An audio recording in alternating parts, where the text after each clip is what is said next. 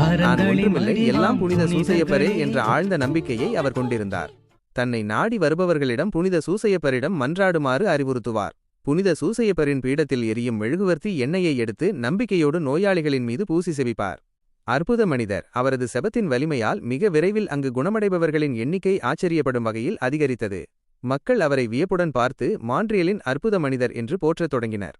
ஆனால் ஆண்ட்ரூவோ எப்போதும் போலவே மிகுந்த தாழ்மையுடன், நானல்ல, புனித சூசையப்பர்தான் உங்களை குணமாக்குகிறார், அவருக்கு நன்றி சொல்லுங்கள் என்று கூறி இறைமாட்சியை பறைசாற்றினார்.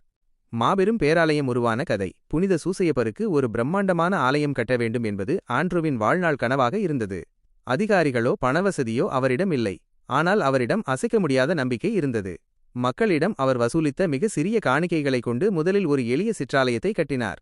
அவரது அந்த சிறிய முயற்சி இன்று உலக புகழ் பெற்ற புனித சூசையப்பர் பேராலயமாக செயின்ட் ஜோசப்ஸ் ஆரட்டரி கனடா நாட்டின் மான்ட்ரியலில் உயர்ந்து நிற்கிறது.